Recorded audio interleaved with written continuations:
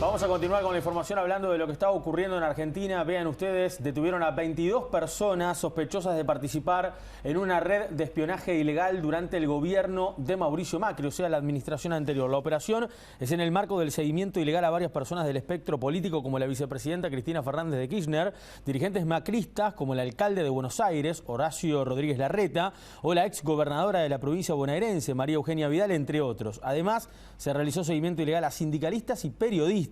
Entre las figuras detenidas está la exsecretaria de Documentación Presidencial del gobierno de Macri, Susana Martinengo, así como ex policías y ex agentes de inteligencia. Para analizar este tema estamos en contacto ya desde Córdoba, Argentina, con Claudio Fantini. Claudio, la pregunta es muy clara, ¿no?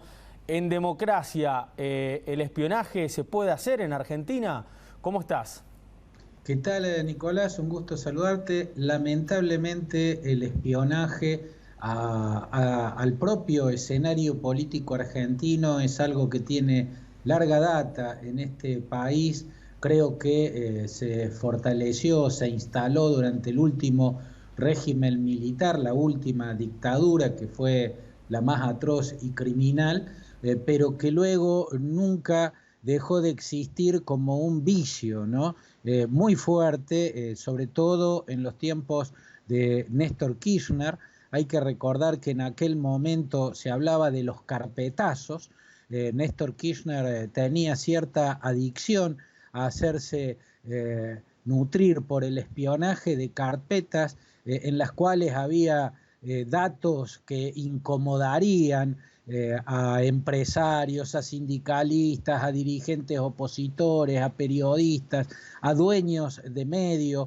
En esas carpetas había datos que le permitiría extorsionar y por ende imperar sobre ellos. Esto se hizo muy notable en los tiempos de Néstor Kirchner, si bien yo creo que lo anteceden a él.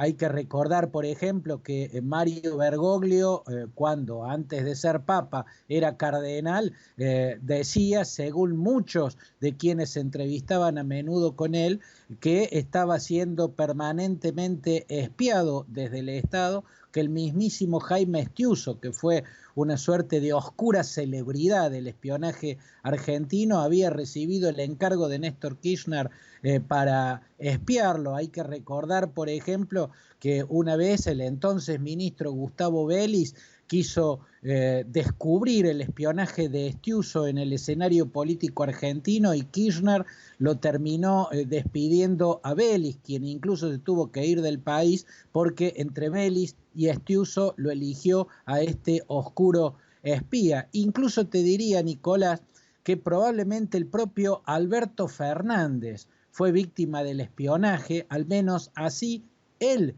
lo habría revelado cuando allá por el 2009 fueron escuchadas sus conversaciones telefónicas con el entonces vicepresidente Julio Cobos, que terminó siendo quien sepultó la política que intentaba Kirchner y Cristina con las retenciones al campo. En fin, en ese momento se hizo muy fuerte. Ahora estamos descubriendo que Macri, que estaba obligado a desmantelar ese aparato de espionaje interno, no lo desmanteló. ¿Y qué tan grave es eso, Claudio, que también en el gobierno de Mauricio Macri también se hayan desarrollado este tipo de espionaje ilegal a sindicalistas, a periodistas, a gente referida a la política?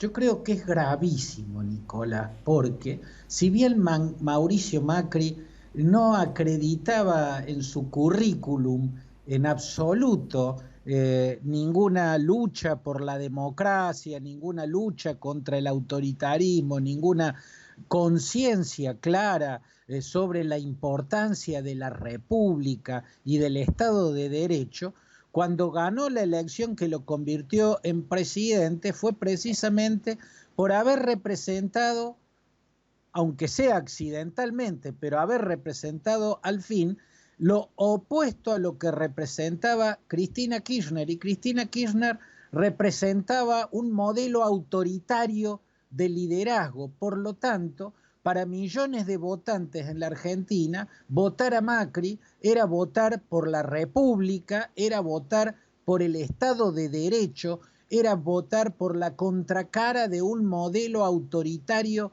de liderazgo. Y la verdad es que el espionaje interno, usar los aparatos de espionaje del Estado para estar espiando a los propios y ajenos, porque en este caso eran muchos miembros del gobierno de Macri. Bueno, Kirchner hacía lo mismo y Cristina habría hecho lo mismo, habría usado el espionaje contra propios y contra ajenos, pero en el caso de Macri tiene el agravante de que él tenía la misión de desmantelarlo, casi diría la misión expresa de acabar con ese vicio que, por otro lado, más que de las dictaduras es propio del totalitarismo. Claro. Por eso uno de los mejores documentos sobre el espíritu totalitario de la actividad de espionaje interno lo hizo von Donesmarck con esa obra maravillosa que se llamó Das Leben der Anderen, la vida de los otros, que muestra cómo en la Alemania Oriental la Stasi, los aparatos de inteligencia del Estado comunista,